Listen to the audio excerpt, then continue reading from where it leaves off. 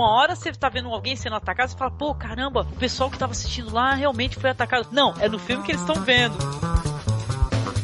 Ele quis ir pelo Brasil pegando experiências de escolas diferentes. Muita gente fala da escola, podia ser assim, podia ser assado. Aí qual foi a ideia dele? Vamos ver o que o pessoal tá fazendo e registrar isso no documentário. E por consequência, as mulheres começaram a ingressar de novo no mercado de trabalho e não saíram mais. Então a mulher começou a se ter voz ativa de novo na sociedade inglesa a partir dessa greve. Eu acho isso muito encantador, né, num filme. Ele consiga ter essas duas coisas. Ele diverte, mantém o interesse da gente pelo lado aventuresco e também essa discussão do lado humano, né, e social. Isso é uma coisa que é maravilhosa. Além de cinematograficamente ser um desbunde, né.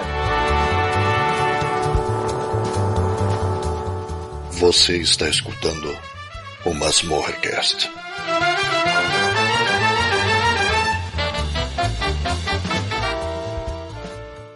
Eu te dou um gogó, maluco, pode aí. Porra, que isso não é coisa que se faça não, cara. Ó, se é comigo, maluco, aí, todo mundo pra penitenciária de segurança máxima, moro, cara? Que vocês vão causar uma tragédia, moro? Porra, fica pagando mico pra caralho. Tu é um cara fudido, moro, cara? Porra, tu é um cara lá da Califórnia, lá, moro? Porra, um cara todo fedido, moro, cara? E tá banido de vir aqui no Brasil, moro, cara? Eu te quero aqui te pegar na porrada mesmo. Tá envergonhando o pop americano, moro? Tu vai acabar sozinho, moro? Ó, vou te falar uma coisa, moro? A hora que tu botar a tua cabeça pra dormir no travesseiro, moro? Aí, tu vai ver que a tua vida é uma miséria, moro? Aí, fim de papo, moro? Sou merda do caralho.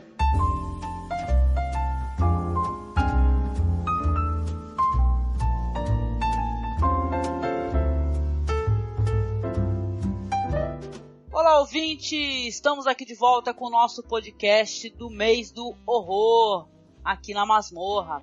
E hoje o bate-papo será sobre uma polêmica. Uma pseudo-polêmica, né? Vamos lá.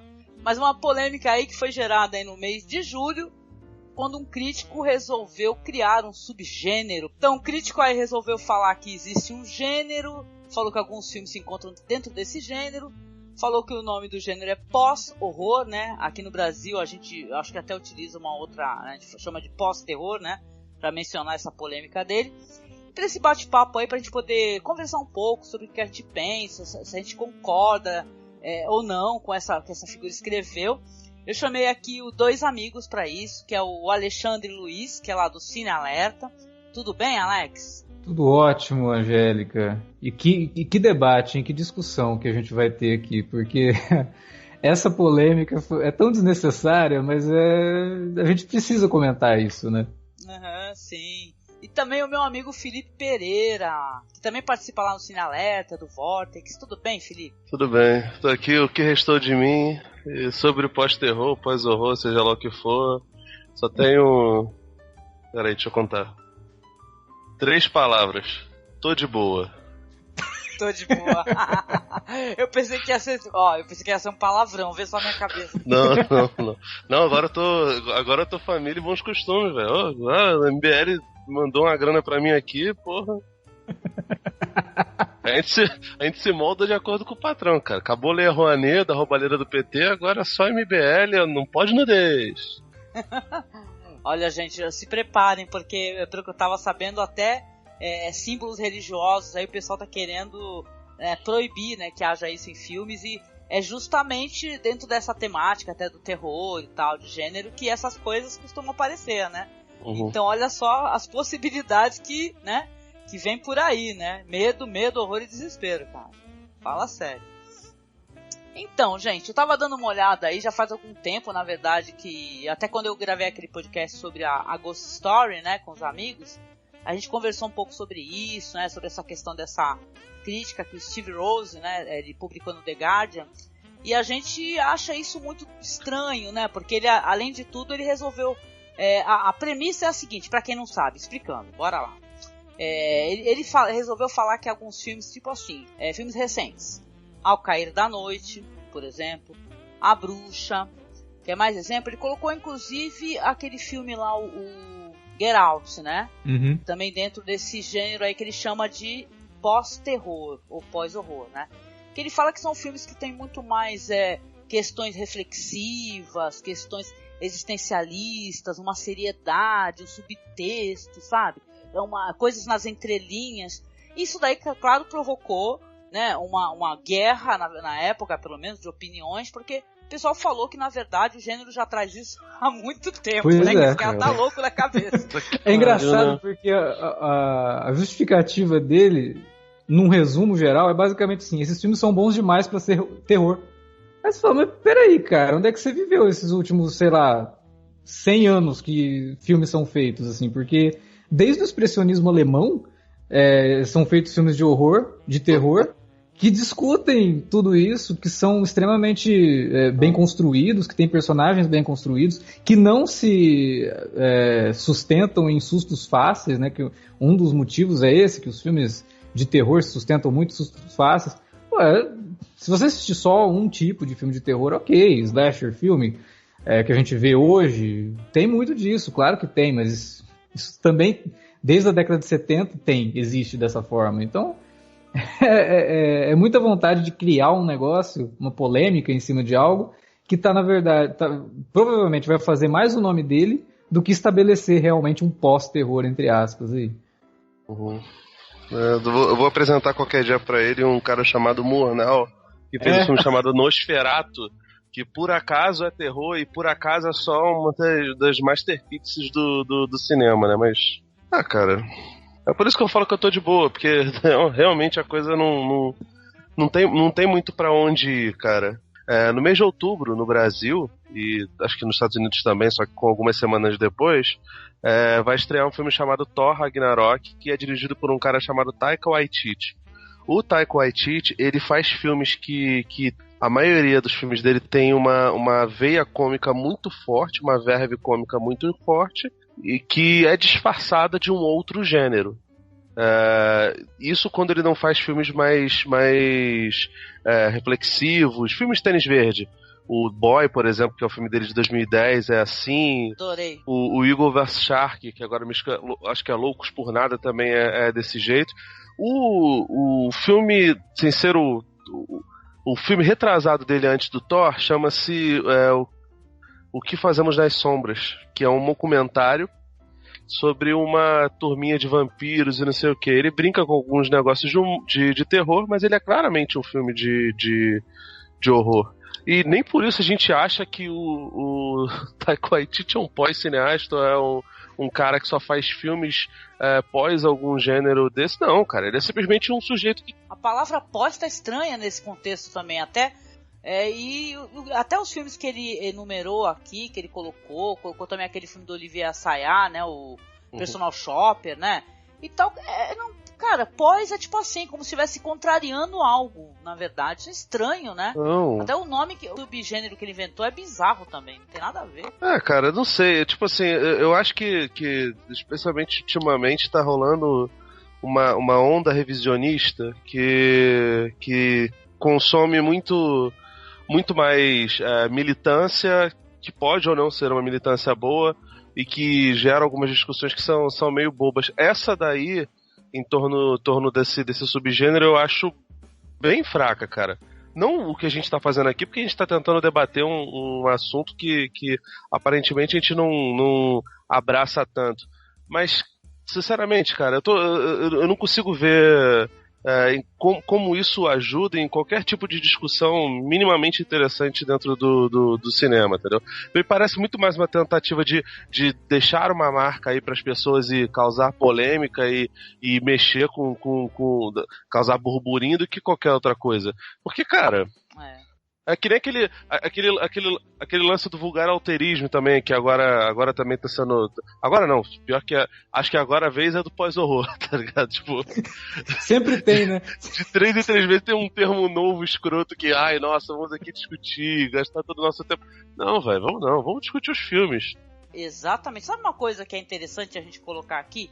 Porque tu é crítico de cinema, né, Felipe? O Alex, eu não sou crítica, pelo menos não me considero crítico. Não sei se o Alex é crítico e tal. Eu não tenho esse curso assim, tipo assim, não posso falar que eu sou crítica de cinema, né? Tanto que eu não gosto de dar nota pra nada, diga-se de passagem. Eu sou uma cinéfila que gosta de conversar sobre cinema. Agora, muita gente pega a crítica de cinema, a crítica, seja, ainda mais olha o tamanho que é um The Guardian, saca? E o pessoal pega isso daí como certo e tal, são palavras de alguém que tá já conversando sobre cinema, já tem outras análises, outras críticas. Então a crítica influencia o espectador, entendeu? Pode até, de repente, não sei se influencia tanto assim, mas influencia um pouco, nem que seja, né? E bem ou mal, quando o pessoal leu essa crítica, eu achei interessante as pessoas que resolverem conversar sobre isso, escrever texto, colocar sua opinião, até porque o gênero, ele tem sim um quê de preconceito até dentro da crítica, entendeu? Tem muita gente que eu converso e conheço que não gosta, entendeu? Que acha o terror, o horror e tal, uma coisa idiota, o slasher imbecil, entendeu? E sabe, nivela tudo, sabe, de um jeito só, com um material inexistente de valor. E eu sempre achei isso daí muito errado, sabe, Alex? E na verdade, existe um preconceito com o filme de gênero em si, né? Existe preconceito com comédia, existe preconceito com ação. Eu até brinquei com o Felipe esses dias. Eu pegar um filme como O Exterminador do Futuro 2, que é um filme de ação espetacular. Até hoje ele é, pra mim, pelo menos, imbatível. Aí nós vamos chamar ele de pós-filme de ação, porque ele é bom demais pra ser um filme de ação, né?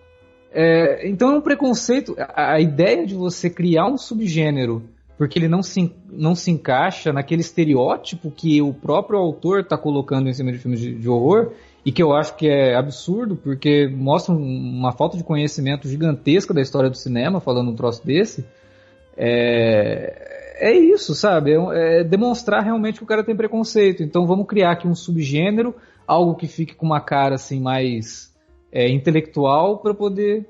Não, gente, filme de terror, ele vai ter filme bom, vai ter filme ruim, assim como todos os outros filmes, assim como drama, assim como comédia, assim como aventura, ação, ficção científica, tudo isso vai ter coisa boa e coisa ruim, né? O Blade Runner, então, 2001, ele não é ficção científica, ele é pós-sci-fi, porque ele é mega reflexivo, né? Não, ele é sci-fi.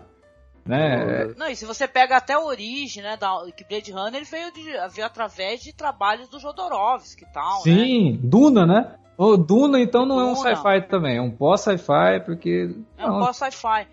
Então, esse debate, até trouxe vocês para conversar, primeiro que são pessoas que eu gosto muito e respeito muito a opinião, é mais por isso, é mais uma reflexão, porque a gente passou o mês inteiro falando sobre filmes de terror, sobre a importância de assistir isso, assistir aquilo, até para você ter uma bagagem, né? Não sei, para que você conheça mais, porque eu sempre achei que o cinema... ele é, claro, uma maneira de você fazer uma análise até social e tal. O cinema, ele reflete a sociedade, né? Reflete o mundo em que vivemos. E o terror, o gênero terror, ele reflete os nossos medos. E esses medos nem sempre são os medos sobrenaturais, né? Muitos filmes que têm o sobrenatural como tema, na verdade, ele está falando de outra coisa. Ele está falando de controle, ele está falando da sociedade em si, de preconceitos, né? De dogmas religiosos, e de uma forma te meio que dar um empurrãozinho assim, para fazer você pensar. A gente gravou um podcast, a Angélica estava lá, sobre os filmes de terror da nova safra, né? Sim, e aí, quando a gente comentou A Bruxa, a gente ficou nesse impasse. Mas peraí, é um filme de terror? É um filme de terror, mas ele é um filme de terror que tem elementos de drama, ele tem desenvolvimento de personagem. E, poxa vida, nada melhor do que você ter um filme desse para dizer, olha só, você que tem preconceito com o gênero, olha o filmaço que você tá perdendo aqui. Né? O It Follows, olha que filmaço que você tá perdendo. O A Ghost Story também. A Ghost Story recente, né? Isso veio tudo também depois do A Ghost Story, se eu não me engano, né? E tal. Ele pegou e falou assim, nossa, um filme existencialista e tal... Nossa, mas não é um filme de terror, mas ele tem elementos, entendeu? Claro. Do gótico, até do terror gótico. Então é engraçado, né? Como as pessoas querem ficar paticionando, né? Uhum. Tirando tipo assim, o valor, inclusive, do gênero todo, né? Que o Felipe mencionou aí o Nosferatu, mencionou o Murnau, cara. E olha o valor desses filmes, Frankenstein e tal. Frankenstein nunca foi somente uma história sobre um monstro e um cientista maluco que resolve dar vida. E tal, e sim sobre a questão da responsabilidade de alguém que cria, né? É uma história até com Deus, né? E tal, que cria a vida, né? Qual é a responsabilidade desse Deus sobre a vida que ele criou?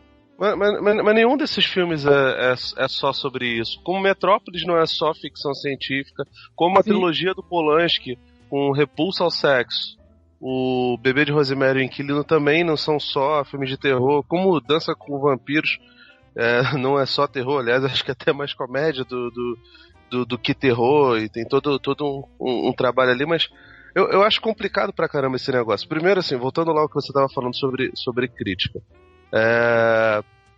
Não sei se o crítico de cinema tem tanto poder assim sobre o público geral. Eu acho que ele tem um pouco mais sobre os cinéfilos, e bem ou mal a gente é uma galerinha, de certa forma, privilegiada, porque a gente tem acesso a mais filmes, a gente vê mais filmes, a gente tem, nem que seja uma internet boa pra poder baixar, porque, se eu não me engano, vocês dois moram no interior de São Paulo, onde cinema é uma coisa meio precária. Quando rola é só multiplex.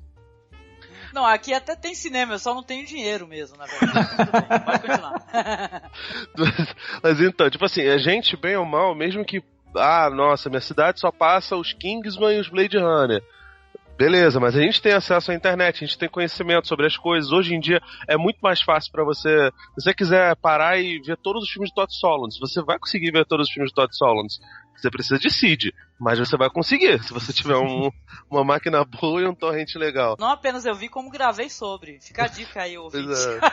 E é do caralho, por sinal, do Masmorra. Mas assim, a gente é meio que uma classe um pouquinho privilegiada. Talvez os críticos tenham um pouco de relevância para nós cinéfilos.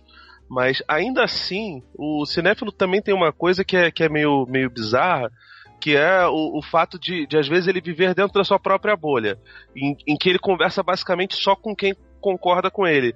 Eu gostei do Ghost Story.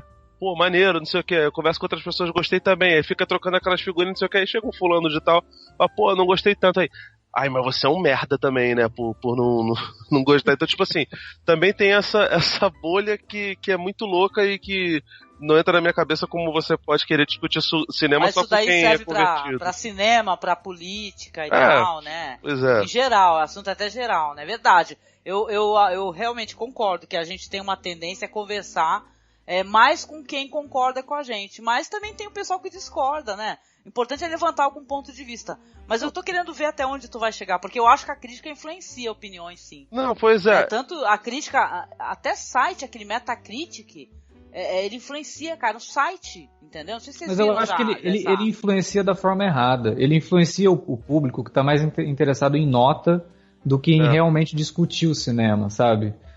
Porque muita gente entra no Metacritic, no Rotten Tomatoes, e pouco se importa com aquilo que o crítico está dizendo. Ele só quer saber se o filme tem uma nota boa ou ruim.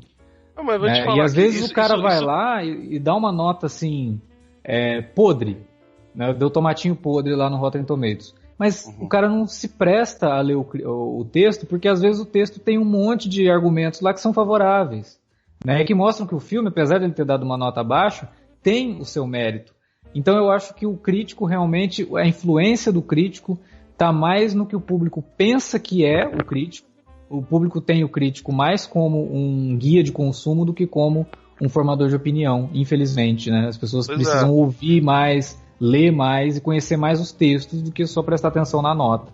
Tem gente que, por exemplo, eu consumo filmes de super-herói, porque eu adoro esse universo de quadrinhos, e eu gosto realmente de estar por dentro do que está acontecendo. E o que eu vejo de muita gente que vai procurar nota ou vai procurar um texto crítico sobre um filme que está estreando, é que o cara, ele nem viu o filme ainda. Aí a nota do filme é baixa. Ele já comenta lá, a nota foi 2, eu não vou nem ler, porque eu sei que tá falando bobagem. Ué, cara. Então tá fazendo o que ali naquele site de crítica? Cara, mas vou te falar que isso não é nem só um problema só do Rotten, não. Assim, aí já se cria também outros... É bom que cinéfilo também é uma galera que tá aí pra sofrer mesmo, né? Mas tudo bem. Pra sofrer e pra fazer sofrer. Mas, cara, até em textos comuns mesmo, os nossos textos, o pessoal vai lá... E, cara, o papel do crítico não é ser um anotador de notas. Não, velho. Isso é apontador de notas. É uma escrotidão, inclusive. Se dependesse de mim, eu sou uma pessoa que eu detesto ficar dando nota. Eu dou nota por convenção, mas eu não detesto ao ponto de... Ai, nossa, vou bater o pé aqui, não vou dar nota, eu vou ficar emburradinho. Não, eu dou nota por questão de convenção e porque precisa, porque pro site é bom, porque pros lugares... Em todos os lugares onde eu tive que escrever tinha que dar nota. Então, tipo assim, eu vou lá, anoto e não acho nada demais. Mas assim, duas coisas que tem que se perceber sobre o parecer do crítico. É esse primeiro que eu falei, de que mostrar nota não necessariamente é crítica, qualquer pessoa dá nota, e você não precisa supervalorizar a nota. Nota é um negócio que pode mudar de acordo com a visualização do filme, com revisão e esse negócio todo. E segundo, crítico, filósofo, sociólogo, estudioso, nenhum pode ser palavra de autoridade. Não existe isso. O ad hominem não pode funcionar para nenhum dos dois lados.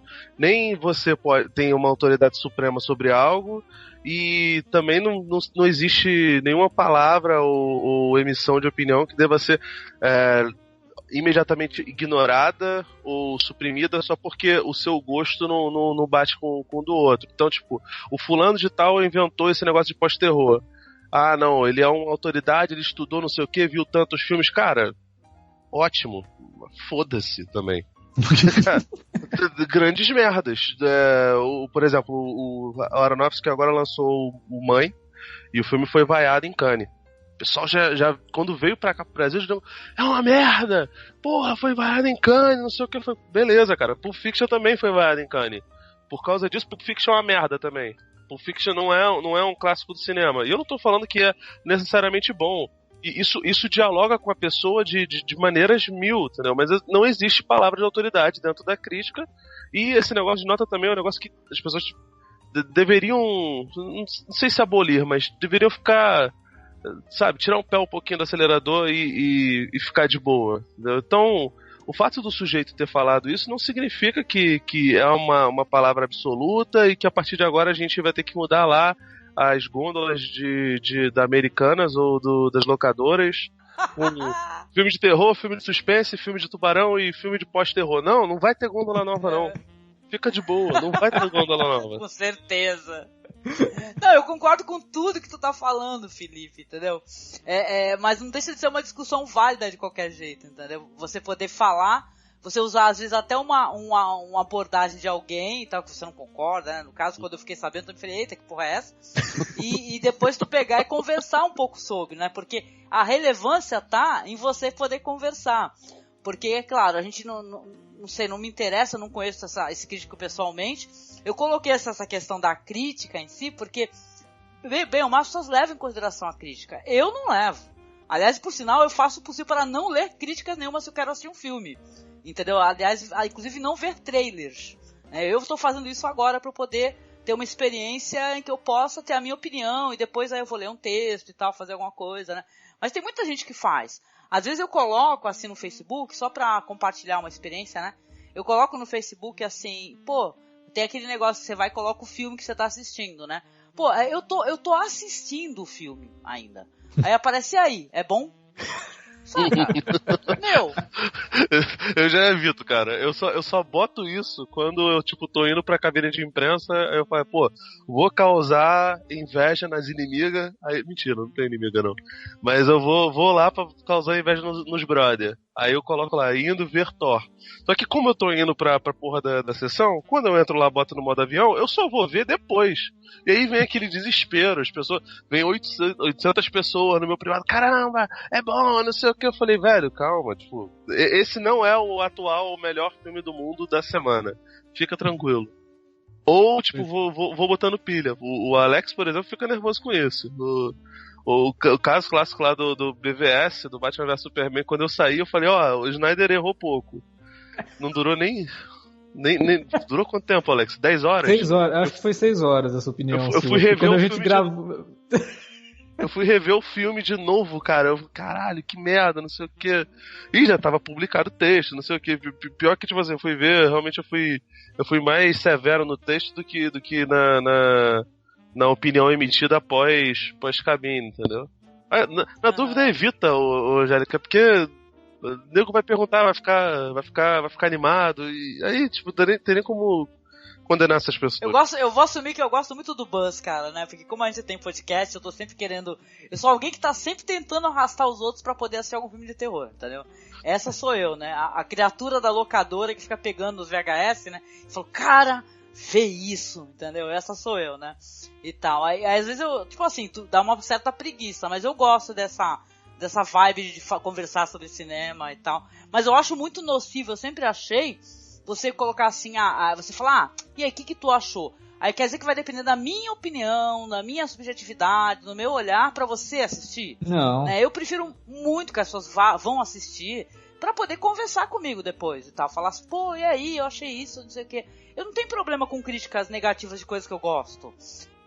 Desde que ela tenha coisas a acrescentar, né, a discussão. Você tinha comentado de texto, você não lê antes de assistir aos filmes e tal, mas essa é a postura realmente. Como a gente grava podcast, eu evito ler qualquer coisa, a não ser o que não dá pra evitar. Por exemplo, passa na minha timeline alguém comentando sobre tal filme aí, né? Não tem jeito, mas textos mesmo... Abafa, eu odeio isso. Tenho vontade de deixar de seguir todo mundo que faz no Facebook. Eu acho que timeline não é lugar pra escrever resenha crítica ou texto, não é. Entendeu? Vai arrumar um blog, saca? Vá arrumar um blog. Desculpa se eu estraguei a sua experiência em algum momento. Eu sempre faço isso, mas eu não leio, cara. Eu não... não, mas assim... O Alexandre é assim mesmo, cara. Ele gosta de causar o pior das pessoas. A ideia não, mas eu não falei pra ti, Alexandre. Não, mas é bom mesmo. É bom esfregar isso na cara dele, porque ele é filho da puta. Meu Deus. Um beijo, Alexandre, eu te amo. Não pense assim de mim. Mas a ideia é realmente ler a crítica depois, né? Porque depois que você vê o filme, você teve tempo pra pensar nele, vamos ver uma outra opinião, né? Vamos ver se esse cara pensa como eu. E não pensam como eu, ele não tá errado. Ou eu não tô errado, né? Mas deixa eu ver aqui quais foram os argumentos dele sobre tal filme. Porque às vezes você consegue tirar coisa boa dali, né? Você consegue tirar algum argumento do cara que você fala, pô, ele tem razão nisso aqui. Né? E aí você revê o filme e fala, putz, cara, realmente, isso aqui eu não tinha percebido, e aquele cara escreveu sobre isso, ou gravou sobre isso, falou, e realmente isso aqui...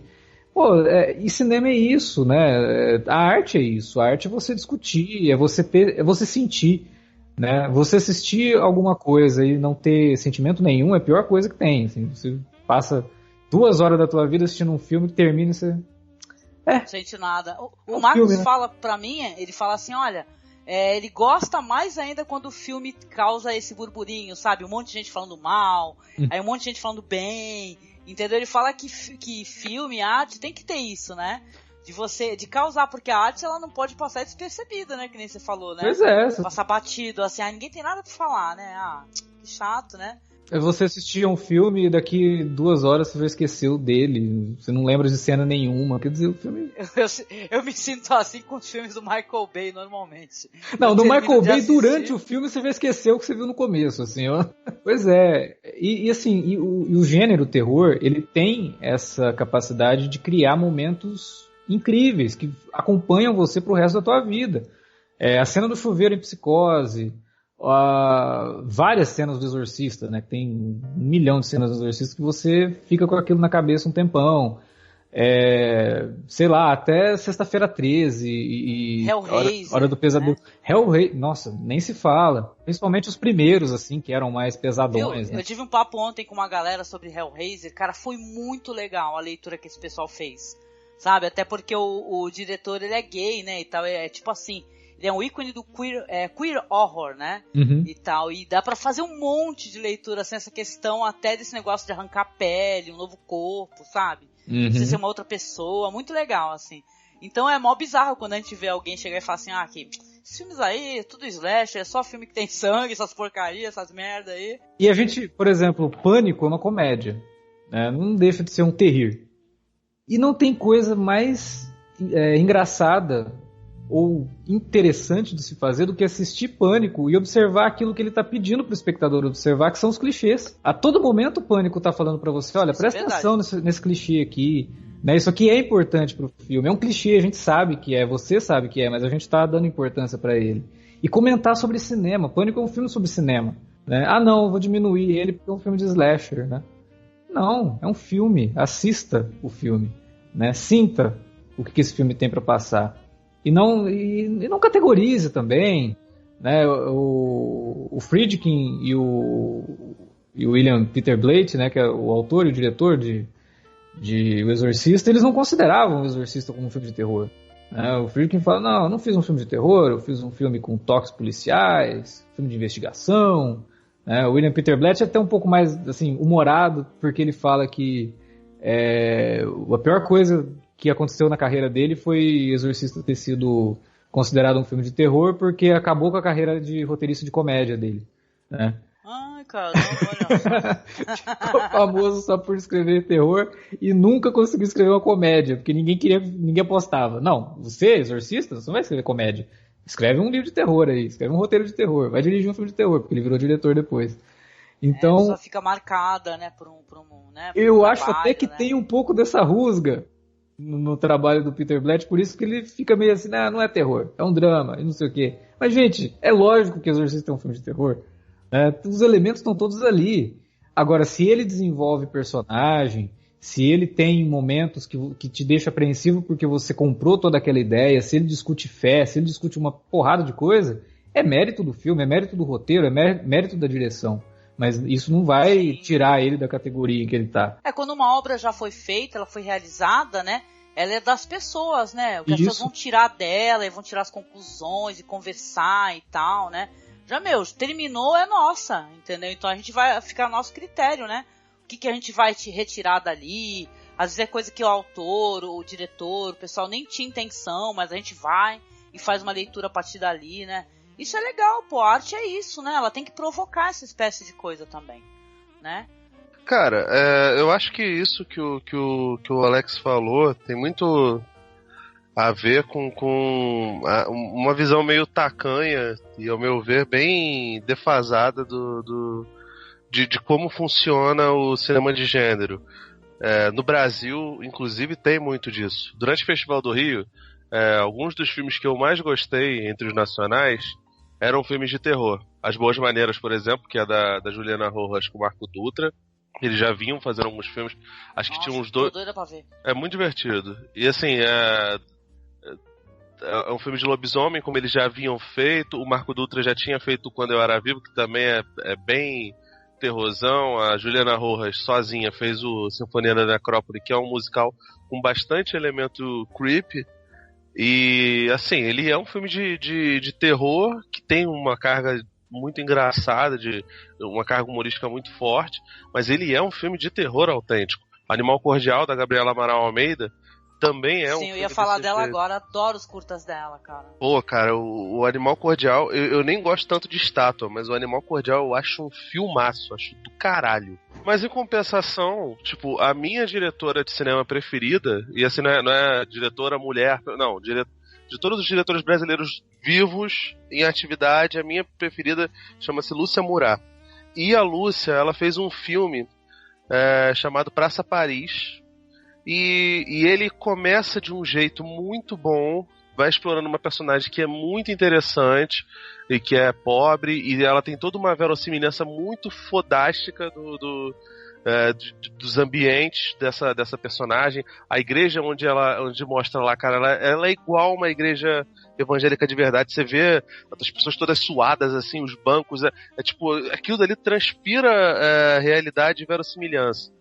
E no final das contas ela acaba apelando pra personagem de elite, branca, poderosinha, não sei o que tem seu lugarzinho de fala respeitadinho, enquanto a garota lá que era pobre tipo, relegada realmente a um papel mega secundário pra terminar num final muito, muito fraco. E esse filme, ele é roteirizado pelo Rafael Montes, que é um escritor, agora é roteirista de TV e roteirista de cinema agora também, né? E ele faz muitos livros, os livros dele, as séries que ele escreve, todas elas têm elementos de suspense, de thriller, algumas vezes terror, mas esse filme Praça Paris, ele tem vários elementos de thriller, que ele coloca lá, tipo, a menina tá fazendo um ensopado e ela bota chumbinho pra enviar pra uma pessoa. Aí a pessoa come aquilo dali, evidentemente que a pessoa vai morrer. Mas, tipo, ela simplesmente ignora aqueles elementos de thriller e vai deixando passar, sabe? E depois eu vi a entrevista dela, o debate dela, e ela falou, algumas coisas a gente resolveu deixar só ali sugeridos, mas no final preferi botar a minha visão sobre a coisa. A gente tem que respeitar, evidentemente, o diretor, porque ele é a pessoa que está comandando no caso a diretora, é a pessoa que está comandando a coisa, mas claramente ali eu percebi, cara, tipo, a Lúcia realmente não quis colocar no cinema dela uma coisa de gênero. E acredito eu que isso tem a ver, talvez, não sei se é o caso da Lúcia necessariamente, mas como eu vejo muito diretor antigo fazendo isso, tem a ver um pouco com o medo de ser taxado como um cara que faz gênero. O Hitchcock mesmo detestava quando as pessoas falavam que Psicose era um filme de terror. Não, é suspense, foda-se, não sei o quê, tipo... É por isso que eu gosto dos que se assumem fãs francamente, sabe? A Gabriela Amaral de Almeida que tu mencionou, o trabalho dela lá de faculdade, né, final, como é que chama? TCC, né? Foi sobre Stephen King, cara. Entendeu? Foi sobre Stephen King. É tipo uma fã hard do bagulho, né? Então, a que você mencionou aí, a maravilhosa, é a Juliana Rojas, né? O Marco Dutra, né? Pô, eu gosto pra caramba desses diretores e diretoras brasileiros. E são pessoas que se assumem mesmo, que fazem o gênero e que o gênero tem valor, né? Olha o valor de Trabalhar Cansa, cara. Que é um filme incrível, né? Trabalhar Cansa, que contando a história ali de uma micro, uma sociedade e tal, um armazenzinho, um mercadinho. Olha o que eles vão falar de trabalho e tal, né? Das relações profissionais, do medo, da superstição. Então, né? É muito legal mesmo. Isso não quer dizer assim que o cineasta que é velho, entre aspas, né, que tem mais idade, não necessariamente tem medo disso. O nosso querido Mujica é um mestre do cinema, é um dos maiores cineastas que eu vi, e ele é tranquilamente ligado ao horror, sabe? E não tem vergonha nenhuma disso, mas infelizmente eu acho que ainda existe um ranço disso. E se isso acontece com um cineasta, é natural que isso se passe pra crítica e passe pros cinéfilos, entendeu? Então, eu acho que tem que ter uma renovação de mente mesmo, de todo mundo, sabe? Pra perceber que o gênero não limita absolutamente nada. O gênero é só uma classificação. Um filme é bom ou é ruim de acordo com as qualidades que ele se dispõe a ter. Não... É só pra facilitar, né, Felipe? Na verdade, às vezes você coloca no gênero mais pra facilitar, de alguma maneira. Eu vejo assim, né? E tal, é filme policial e tal. Não é pra categorizar que o filme é apenas isso. Até porque todos os gêneros, eu acho que eles têm influência de outros gêneros também, né? Sim. São grupos dentro de grupos, né? É pra ficar mais fácil de encontrar na prateleira da Americanas, da Saraiva, de tudo isso aí que o Felipe tinha falado lá no começo. Sim, exatamente. Mas assim, exemplo, eu não acho tudo indigno não do que o cara falou em relação ao pós-horror. Acho que a grande parte da filosofia que ele propõe ali, da discussão que ele propõe, é boa, mas também tem coisas ali meio despropositadas. Mas é que tá, seria legal se ele propusesse uma discussão, né? Uhum. Quando, tem uma diferença entre tu colocar um ponto final, né? Você fazer uma afirmação, e quando você coloca uma interrogação, o que você acha disso, né? E tal, né? Mas bom, ele conseguiu o que ele queria, né? Que era causar, e fez um monte de gente conversar sobre isso, né? E tal. No final de contas, eu acho que isso aí tem um saldo positivo, sabe? Na verdade, quando você pega assim uma discussão, e através dessa discussão o pessoal vai falar sobre gênero e tal, isso é bom. Né, eu penso né? Por mais ruim que seja alguém tentar ficar notório, né, através de considerações que são meio idiotas, imbecis, no final de contas.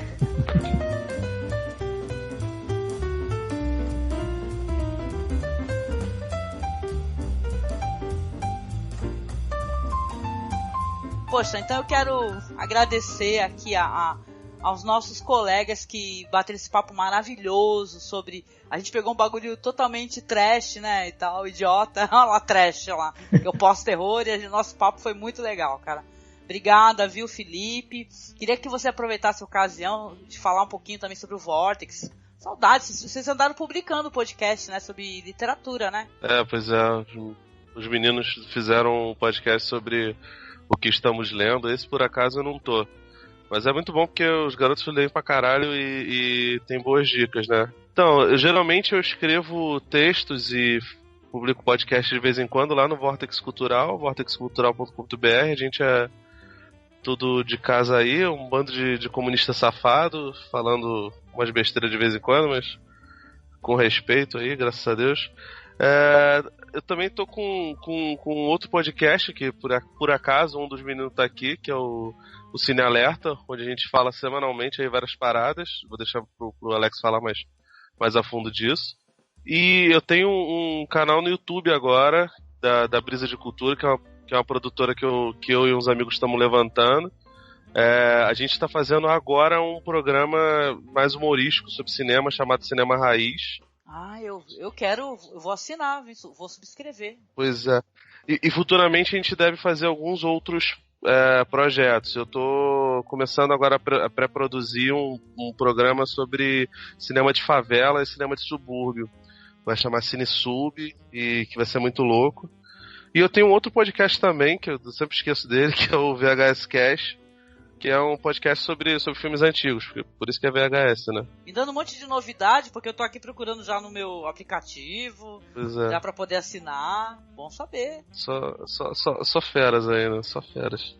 Tá certo. Tu é muito ativo, né, Felipe? Pô, graças a Deus, né? Foi um prazer, sempre prazer conversar contigo. Conversar com o Alex também, né? Toda semana a gente faz isso. Normalmente a gente faz nu, mas dessa vez eu tô vestido. Oh, meu Deus. Pouco. Tá vestido, tá frio, né? O tempo mudou. Não. Tá mais, né? Tá foda. Mas é isso, foi um prazer conversar contigo. Obrigada, Felipe, muito obrigado. Um prazer também, viu? Sempre falar com você, viu? Obrigadão. E agradecer também ao meu amigo Alex Luiz, cara, que é lá do Cine Alerta, um podcast que eu gosto tanto, muito bom poder falar contigo.